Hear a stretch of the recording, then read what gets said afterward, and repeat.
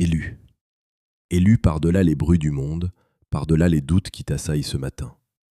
Toi qui m'écoutes, je sais que tu ressens ce poids sur tes épaules depuis ton réveil, cette sensation étrange que quelque chose ne tourne pas rond, que tu as manqué un virage essentiel. Il est probable que tes yeux se soient ouverts brusquement entre 3 heures et 5 heures ce matin, à cette heure indicible où le voile entre les mondes est le plus fin, à cette heure que j'appelle l'heure de Dieu, là où les distractions de la matrice sont endormies et où ton âme est la plus réceptive. Tu t'es levé avec cette lourdeur, ce bourdonnement subtil mais persistant dans tes oreilles, un sifflement aigu que le monde médical étiquette faussement, mais qui est en réalité le chargement de codes de lumière, une mise à jour fréquentielle que ton corps physique peine à intégrer. C'est la sensation physique que ton ancienne vie, avec ses vêtements trop étroits pour l'être que tu deviens, pèse sur tes épaules comme un manteau de plomb dont tu ne trouves pas la fermeture. Tu te sens en décalage, presque coupable, et tu as cette impression diffuse, tenace, d'être en retard. N'essaie pas de comprendre par la logique pourquoi tu es tombé sur ce message précisément maintenant. L'algorithme que le monde croit mathématique n'est en réalité qu'un tamis vibratoire universel. Il n'est pas du code informatique brut, il est une extension de la conscience collective. S'il t'a présenté cette vidéo, c'est parce qu'il ne laisse passer que ceux qui sont en résonance exacte avec la fréquence que je diffuse. Tu n'es pas ici par hasard, ni par curiosité. Tu es ici parce que ta signature énergétique a déclenché cet affichage. Tu es ici parce que tu es un élu et que ton orphelinat spirituel touche à sa fin. Considère ce moment non pas comme le visionnage d'un contenu parmi tant d'autres, mais comme ton appel entrant personnel, une transmission directe de la source pour ton âme. La culpabilité de tes doutes, la peur de l'échec qui te ronge le cœur, le sentiment lancinant d'avoir hésité au moment crucial, tout cela est connu. Dieu sait que tu penses être en retard. Il a observé chacun de tes doutes, chacune de tes hésitations devant cette porte qui semblait s'ouvrir. Il t'a vu faire marche arrière, pétrifié par l'idée de ne pas être à la hauteur, de ne pas être digne de franchir le seuil. Il a vu ces nuits où tu restais éveillé, recalculant sans fin ce que tu aurais dû faire différemment, refaisant le film de tes opportunités manquées, te sentant de plus en plus indigne de frapper à nouveau. Mais écoute bien ceci, élu, car c'est la première vérité profonde que je dois déposer dans ton esprit avant que la matrice n'essaye de reprendre le contrôle de tes pensées ce matin. Ce qui t'est destiné n'a pas été redirigé. Sa bénédiction ne s'est pas envolée vers le voisin parce que tu n'étais pas là à l'heure que le monde jugeait idéale. Le Créateur n'a pas regardé son chronomètre céleste en se disant que ton créneau était expiré et que ta part de l'abondance allait être distribuée à quelqu'un de plus rapide ou de plus courageux. Il n'y a pas de date de péremption sur ton destin. Ce qui t'est réservé porte ton nom, ton code génétique spirituel, une empreinte si profonde que donner ta part à un autre serait comme essayer de faire entrer une clé unique dans la mauvaise serrure, ou de donner à quelqu'un d'autre les plans d'une maison construite sur mesure pour ton corps, ton âme et tes besoins spécifiques. Les murs ne correspondraient pas, les pièces n'auraient aucun sens, la lumière tomberait par les fenêtres avec le mauvais angle, car cette demeure fréquentielle n'a été conçue que pour toi, pour ton déploiement, pour ta mission. Dieu ne t'a pas oublié dans ce corridor d'attente. S'il retient ce qui t'appartient, ce n'est pas par punition ou par négligence, ni parce que personne d'autre n'en voulait. C'est par pure nécessité métaphysique. Il chamarre ce qui t'appartient, il le garde, il le protège de toute interférence extérieure jusqu'à ce que tu sois prêt. Et en ce moment même, à cet instant précis où ma voix résonne en toi, Dieu se tient toujours sur le seuil, tenant fermement ce qui est à toi, regardant l'horizon spirituel, attendant non pas avec l'anxiété ou l'impatience que tu connais, mais avec la certitude tranquille, absolue, de celui qui sait déjà que tu arrives. Reste avec moi tout au long de ce voyage, car ce que je m'apprête à te révéler ne sera pas une simple vérité superficielle, une de ces phrases creuses que tu entends partout. Ce seront des couches de révélation, de reprogrammation, chacune plus profonde que la précédente, destinées à démanteler les forteresses mentales que l'ancien cycle a construites en toi. À la fin de cette transmission, tu comprendras enfin pourquoi chaque retard apparent dans ta vie était en réalité une étape architecturale indispensable, un blueprint sacré pour ta construction. Tu recevras le framework spécifique pour activer ce qui a été retenu pour toi, et avant que ce message ne se ferme, nous n'allons pas simplement prier ensemble, Nous allons procéder à un acte de commissionnement céleste, un scellement énergétique de tout ce qui a été réservé en ton nom. Mais rien de tout cela n'aura de sens si tu ne traverses pas chaque couche avec moi, si tu ne laisses pas ma voix rythmer la déconstruction de tes mensonges intérieurs. Alors reste. Ne reste pas parce que je te le demande ou pour gonfler des statistiques dérisoires, mais parce que quelque chose dans ton esprit, au plus profond de ton être, sait déjà que ce message porte ton nom, ton code d'activation, et qu'il contient l'essence de ce que tu es vraiment. Le mot retard a été collé sur ton identité comme une étiquette infamante pendant que tu dormais, et d'ici la fin de ce voyage, ce mot n'aura plus jamais la même signification pour toi. Maintenant, laisse-moi t'emmener ailleurs. Fais un effort de mémoire, pense à un moment récent, peut-être la semaine dernière ou même hier soir. Tu étais seul, mais pas cette solitude physique ordinaire, où les gens sont juste dans l'autre pièce. Non, je parle de cette solitude métaphysique, où même si quelqu'un était assis juste à côté de toi, il serait incapable d'atteindre l'endroit où tu te trouvais vraiment, dans les profondeurs de ton angoisse et de ton isolement. Tu faisais peut-être défiler les images sur ton téléphone, ou tu étais simplement allongé dans le noir, l'écran déjà éteint, mais l'esprit en feu, réfléchissant à ta vie et quelque chose a traversé ton esprit. Un souvenir, une comparaison désagréable, l'image de quelqu'un que tu connais, quelqu'un que tu observes secrètement depuis des mois, quelqu'un dont la vie semble avancer à une vitesse que la tienne refuse désespérément d'égaler. Ils ont obtenu la promotion, ils ont trouvé cette relation épanouissante, ils ont lancé leur projet, ils ont reçu la réponse que tu attends, et tout cela s'est produit pour eux en quelques mois, alors que toi, tu portes la même prière, le même désir, la même stagnation depuis des années, et quelque chose a basculé en toi.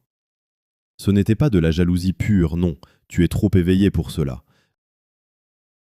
C'était quelque chose de plus silencieux, de plus insidieux, quelque chose qui s'assoit au plus bas de la poitrine et parle avec une voix que tu peux à peine entendre, une voix qui murmure doucement « Ils ont pris ma part ». Tu ne l'as jamais dit à voix haute, bien sûr, car tu sais trop bien comment cela sonnerait, et si tu le disais à quelqu'un, il te répéterait les clichés habituels de te réjouir pour les autres, de faire confiance au timing universel, de continuer à croire. Et tu as entendu ces mots si souvent qu'ils n'ont plus aucun poids, aucune vibration. Ils rebondissent sur toi comme la pluie sur une fenêtre que tu as cessé d'ouvrir il y a longtemps, te laissant de plus en plus isolé dans ta certitude intérieure. Mais dans ce moment de noirceur, la vérité que tu n'avouerais à personne, la voici. Tu crois que tu as manqué ton tour, que tu as hésité un jour de trop, que la porte s'est ouverte et que tu n'étais pas devant, et que maintenant, la ligne a avancé, la bénédiction a été redistribuée à quelqu'un dont la foi était plus rapide, le courage plus grand, l'obéissance plus immédiate. Et le pire n'est pas la douleur de l'avoir manqué. Le pire, c'est le calcul qui ne tombe pas juste, car tu as l'impression d'avoir fait tout ce qu'on attendait de toi, d'être resté fidèle, d'avoir cru quand il n'y avait rien à croire, d'avoir tenu ta position, et pourtant, l'équation de ta vie ne s'équilibre toujours pas. Élu, comprends-tu maintenant que ce désert que tu traverses n'est pas un oubli géographique de l'esprit, mais une architecture de précision? Ce que tu as appelé abandon, ce que tu as ressenti comme une distance divine insupportable, n'était en réalité qu'une intervention chirurgicale de l'univers sur les structures de ton âme. Chaque douleur passée, chaque trahison qui a laissé une cicatrice sur ton cœur, chaque trou financier qui a semblé engloutir tes efforts, tout cela a été orchestré comme une incision nécessaire pour retirer de toi ce qui aurait pu te détruire au moment de la gloire. Tu as pleuré sur ces manques, tu as crié vers le ciel pour demander pourquoi tes ressources se tarissaient alors que tu marchais avec intégrité, mais sache que ces vides n'étaient pas des pertes, ils étaient des expansions de capacité. On ne peut pas verser un vin nouveau et puissant dans une outre craquelée ou trop petite. L'univers a dû, par cette distance apparente, créer en toi un espace sacré, un vide tellement profond qu'il ne peut désormais être rempli que par la substance divine elle-même. Cette architecture du désert a servi à te détacher des béquilles humaines, des sécurités illusoires de la matrice, pour que tu ne sois plus jamais l'esclave d'un système qui se nourrit de ta peur. Chaque fois que tu t'es senti vidé, tu étais en réalité en train d'être nettoyé pour devenir un réceptacle pur. Dans ce vide, il y a eu des spectateurs. Je veux que tu entendes ceci avec une clarté absolue. Je parle des observateurs. Ce sont ces personnes de ton passé, ces anciens amis, ces membres de ta famille, ces collègues qui se sont éloignés quand ton ciel a commencé à s'assombrir. Tu as vécu leur départ comme un rejet, comme une preuve supplémentaire de ta déchéance. Mais la vérité est bien plus mystique. Ces gens ne sont pas partis de leur plein gré, ils ont été expulsés de ton champ fréquentiel par une garde invisible. Pourquoi ? Parce qu'ils observaient secrètement ton parcours, non pas avec amour, mais avec une attente morbide de ta chute. Ils attendaient le moment où tu finirais par t'effondrer, le moment où la preuve serait faite que tu n'étais pas celui que tu prétendais être. Ils étaient des ancres de doute attachées à tes pieds, des parasites énergétiques qui auraient dévoré ta bénédiction avant même que tu n'aies pu la goûter. Leur départ n'était pas une trahison, c'était ton salut. Dieu a vidé ton entourage pour que, lorsque la pluie de la faveur tombera enfin sur toi, il n'y ait personne autour pour réclamer une part de ce qu'ils n'ont pas aidé à cultiver dans les larmes. Leurs yeux sont toujours tournés vers toi, tapis dans l'ombre de leurs propres échecs, attendant de voir si la flamme s'éteint. Ils ne comprennent pas que ton silence n'est pas celui de la défaite, mais celui de la préparation. Tu as été isolé pour être protégé de leurs projections toxiques, car dans cette phase de vulnérabilité extrême, leurs pensées auraient pu corrompre la signature vibratoire de ta récompense. Tu n'es pas en retard, élu. Tu as simplement traversé un processus d'endurcissement dans le vide. Comme le métal que l'on trempe dans l'eau glacée après l'avoir chauffé à blanc, ton esprit a été soumis à des chocs thermiques existentiels pour que ta structure devienne indestructible. Si tu avais reçu ce que tu demandais il y a 3 jours, ou il y a 3 ans, ta lumière aurait été trop fragile. Elle aurait été instantanément avalée par les parasites de la matrice, par ces structures sociales et énergétiques qui se nourrissent de l'éclat des âmes non préparées pour le drainer et le recycler à leur profit. Tu as dû apprendre à briller dans l'obscurité totale, là où personne ne te voyait, là où aucune validation ne t'était donnée pour que ta lumière devienne autonome. Ta réserve n'est pas une stagnation, c'est une accumulation de potentiel. Ce que tu as vécu comme un tunnel sans fin était une chambre de compression spirituelle. Tout comme le diamant a besoin d'une pression insupportable pour réorganiser ses atomes de carbone, ta vie a subi cette pression pour que tu ne sois plus jamais friable devant l'adversité. Les trous financiers, les manques, les dettes karmiques apparentes, tout cela n'était que l'effacement des anciennes ardoises. Tu as été maintenu dans un état de dénuement apparent pour que tu saches, sans l'ombre d'un doute, que ce qui arrive ne vient pas de ta main, mais de la main qui a retenu le vent jusqu'à ce que tu sois capable de voler avec la tempête. Comprends que l'élu n'est pas celui qui réussit tout du premier coup, c'est celui qui est préservé malgré ses tentatives de se détruire lui-même par l'impatience. La matrice a essayé de te faire croire que ton temps était passé, que les meilleures années étaient derrière toi, mais elle oublie que tu n'opères pas dans le temps linéaire. Tu es dans un processus de sanctification de ta destinée. Ce désert est ton laboratoire. C'est ici que tu as appris à discerner la voix du murmure divin au milieu du vacarme de ton propre ego blessé. C'est ici que tu as compris que ta valeur ne dépendait pas de la vitesse de ta progression, mais de la profondeur de tes racines.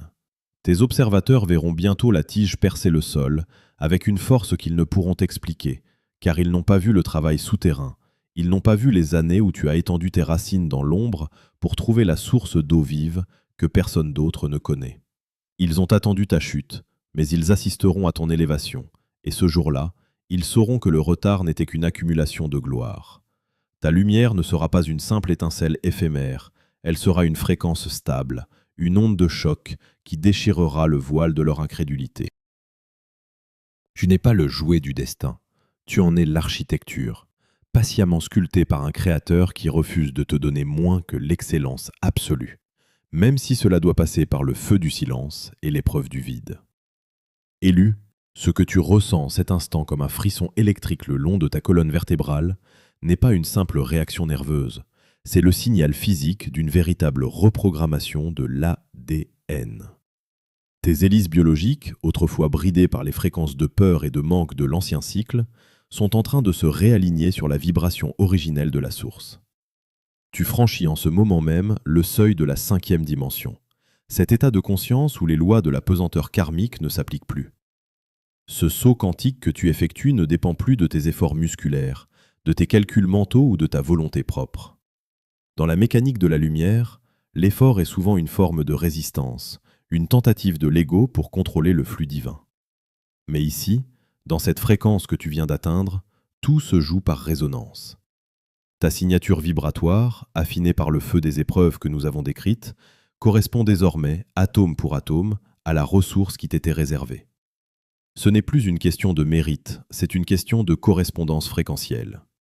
Tu ne reçois pas parce que tu as été bon, mais parce que tu es devenu capable de supporter la charge électrique de cette bénédiction sans être consumé. Le temps linéaire, celui qui te disait que tu étais en retard, s'efface pour laisser place au Kairos, le moment de Dieu, où 1000 ans sont comme un jour et où une vie entière de stagnation peut être rachetée en un seul battement de cœur. Regarde avec les yeux de ton esprit ce qui se produit dans les structures invisibles de ta réalité. Les barrières que tu croyais infranchissables ne se contentent pas de s'ouvrir, ce sont des portes arrachées de leur gonds par la pression phénoménale de ce qui arrive vers toi. L'accumulation de tes prières et de ton attente a créé une tension métaphysique telle qu'aucune structure de la matrice ne peut plus contenir le déversement. C'est l'effacement total et irréversible de la dette karmique. Toutes les ardoises de souffrance, tous les cycles de répétition familiale, toutes les lourdeurs que tu traînais comme des boulets hérités de tes lignées sont instantanément dissous. Tu ne sors pas de la prison avec une remise de peine, tu sors parce que les murs de la prison n'ont plus de prise moléculaire sur ton nouvel être. La dette est annulée, car l'entité qui la portait a cessé d'exister dans la fréquence précédente. Tu es désormais comme une rivière qui entre dans un lit asséché depuis des décennies. L'eau ne demande pas la permission d'avancer, elle remplit simplement l'espace qui a été préparé pour elle. Ton passé de sécheresse, de manque et de solitude n'était que le creusement du lit de ce fleuve. Plus le lit était profond et aride, plus le courant qui t'investit maintenant sera puissant et irrésistible. Chaque fissure de ton âme, chaque blessure de ton parcours devient un canal par lequel l'abondance de la 5e dimension s'engouffre pour fertiliser ta nouvelle terre. Il n'y a plus de logique dans ce qui t'arrive, il n'y a que l'état. Ne cherche pas à comprendre comment les ressources vont se manifester ou par quel chemin les miracles vont frapper à ta porte.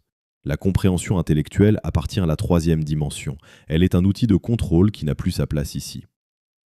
Ton rôle est d'habiter pleinement cette nouvelle signature vibratoire, de laisser la reprogrammation de tes cellules s'achever dans le silence de ton assentiment.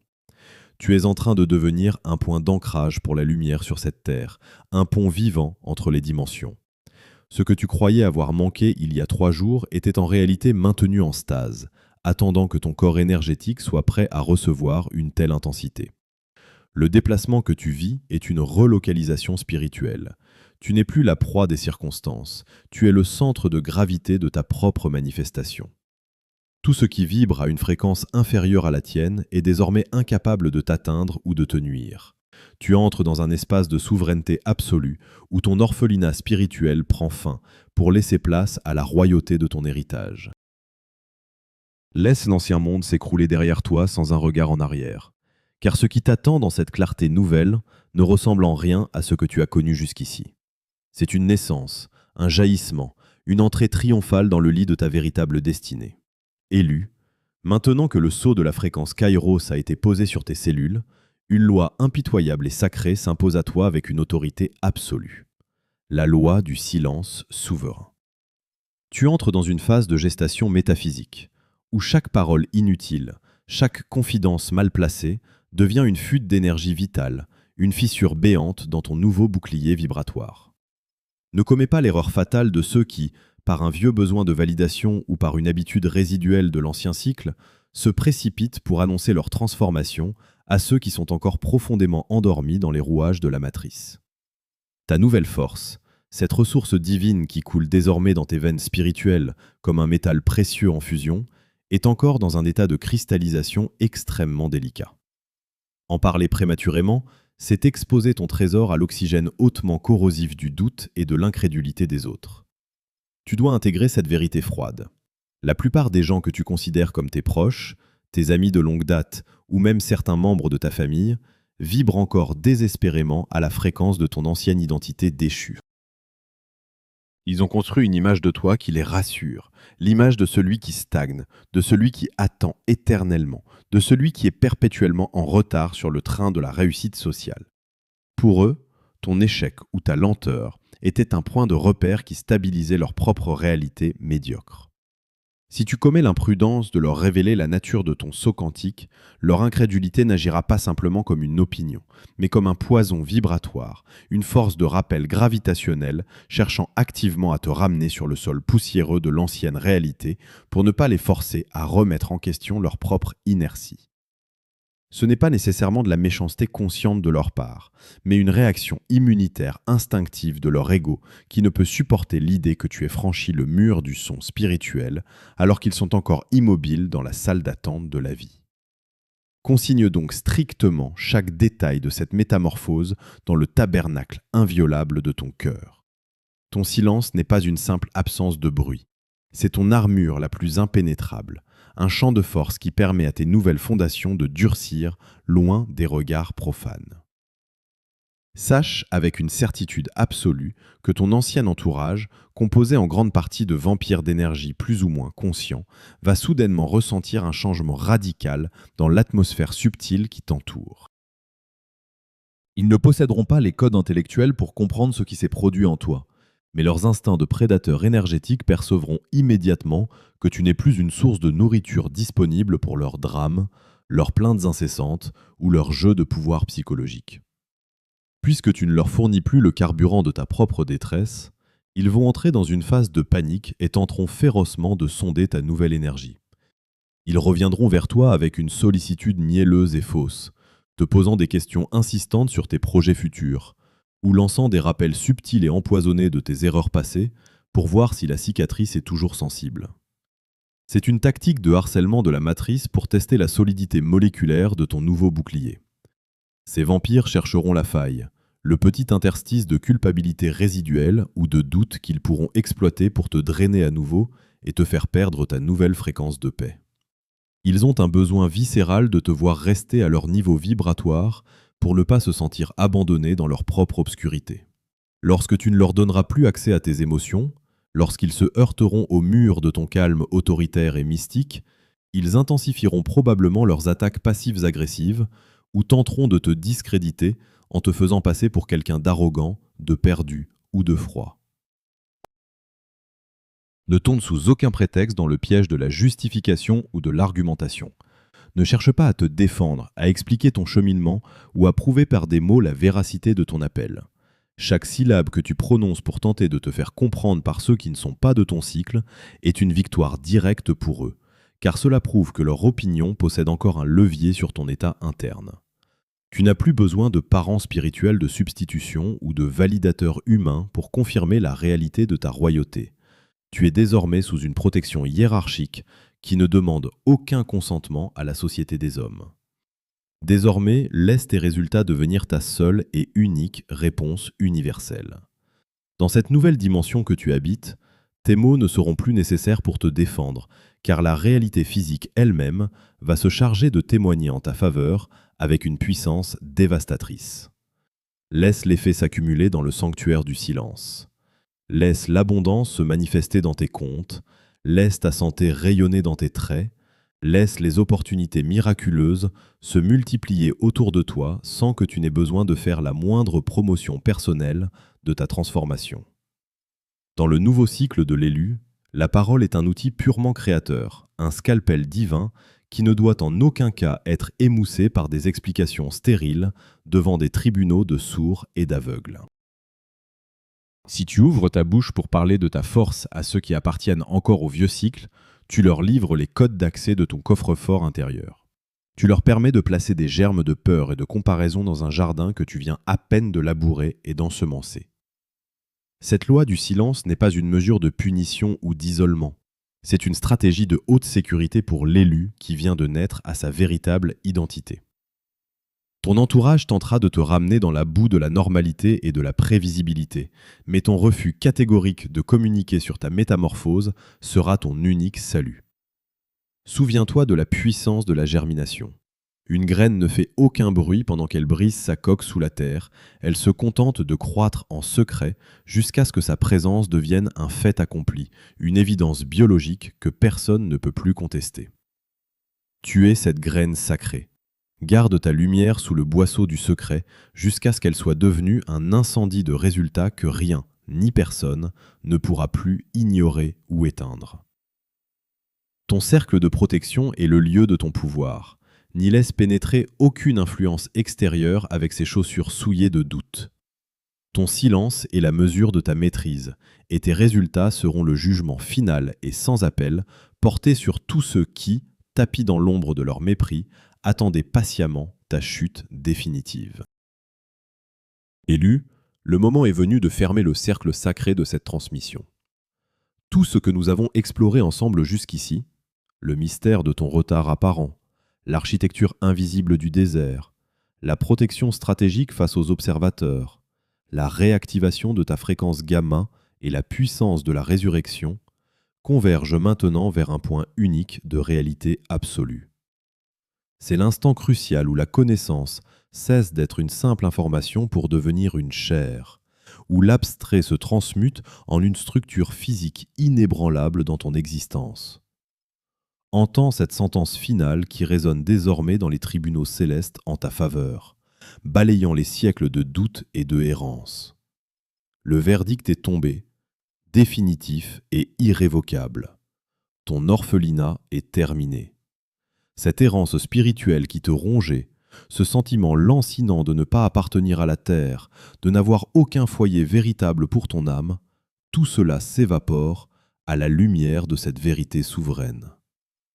Tu n'es plus un enfant égaré cherchant désespérément sa place dans un monde qui ne parle pas sa langue et qui rejette sa lumière.